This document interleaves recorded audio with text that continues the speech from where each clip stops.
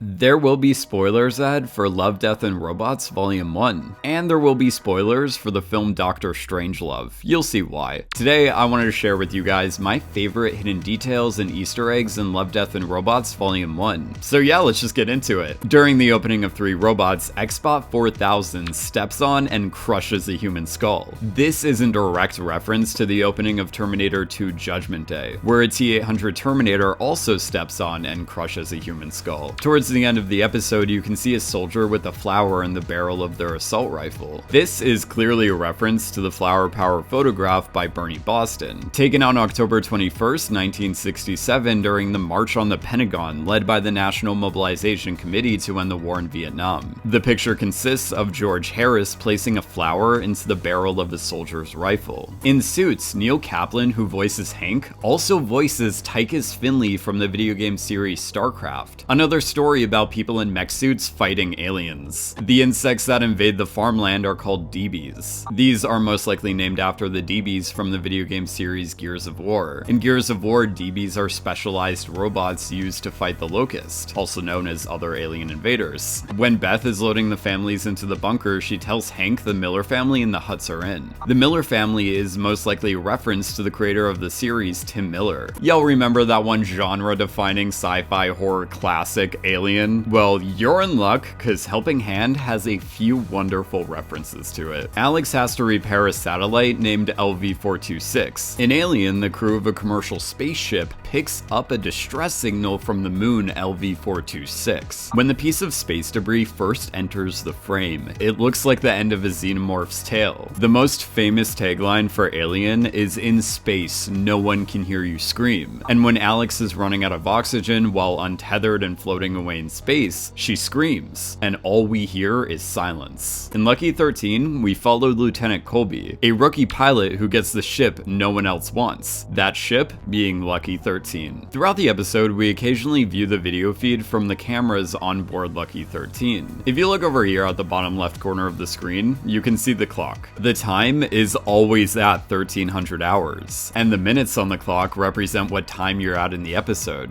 I trade it in a split second to fly one more mission in Lucky 13. Colby finishes saying this line at exactly 13 minutes into the episode. At this 13-minute mark, we see the fate of Lucky 13 everyone was expecting. During the first mission, you can see that a soldier named Despacito has the Blur logo on his helmet. Blur is the animation studio that works on Love, Death, and Robots, and was founded by the series creator Tim Miller. Also, it looks like Canada and the US are still allied in this future. According to the plaque on Lucky 13, the dropship was manufactured during September of 2077 in Valencia, California, USA. On the back of Lucky 13, you can see VMM-764. VMM-764, also known as Marine Medium Tilt-rotor Squadron 764, is a real United States Marine Corps Reserve squadron that's made up of Bell Boeing B-22 Ospreys. These aircrafts are used for their quick vertical takeoff and landing capabilities. The squadron is also referred to as Moonlight, explaining the ML and the crescent moon on the tail wing of Lucky 13. In alternate histories, the narrator describes the US dropping an atomic bomb on Berlin in 1952, and we see a cowboy riding the atomic bomb like a horse. This is clearly a reference to Major Kong riding a nuclear bomb down to the Earth in Stanley Kubrick's Dr. Strangelove. Okay, so I've watched Love, Death, and Robots a lot. And throughout the series, there's this reoccurring theme where someone either injures or loses their arm. So like any reasonable person, I kept track of every single time this happens. In Sunny's Edge, during her fight in the ring, Sunny rips off her opponent's arm. In the episode Suits, Mel gets hit by the massive DeeBee, causing her to lose an arm on her mech suit. In Sucker of Souls, Dracula gets shot in the arm. In the dump, after the inspector gets eaten, his severed hand falls on the ground, and Ugly Dave uses it to play fetch with the trash monster. In Shapeshifters, when Decker is trying to spot the sniper, he gets shot in the arm. Later in the episode, Sobieski threatens to rip the sergeant's arm off if he calls him and Decker dog soldiers again. During the fight between Decker and the other werewolves, a good chunk of Decker's arm gets bitten off. Before defeating the main old guy werewolf, Decker breaks his arm. The story Helping Hand is centered around an astronaut having to break off her arm to propel herself through space. In Fish Night, the last we see of the young man can is his arm sticking out of the shark's teeth as it swims away. In Lucky 13, when they're cleaning the dropship, a dead soldier's hand is seen getting power washed away. After Lucky 13 explodes, you can see a soldier's arm and another soldier's hand right here. In Zima Blue, when Zima reverts back to his original form, the first things to break off of his body are his arms. In Blind Spot, Sui only has one arm throughout the episode, and when he boards the main transport, he rips the guard's arm off. At the end of the episode, Sui's arm is torn from his body and left on the ground, giving us a thumbs up. During death scenario number 1 in alternate histories, 2 strong men come along and beat up Hitler on the steps of the Academy of the Fine Arts. If we pause this scenario right here, we can see that they break Hitler's arm. At the end of the Secret War, one of the soldiers continues fighting with one of his arms ripped off. And yeah, those are all the hidden details and Easter eggs I got for you today. If you love, Death, and Robots as much as I do, then subscribe, because I'll be making more Love, Death, and Robots videos on Volume 1, 2, and 3. So yeah, thanks for watching.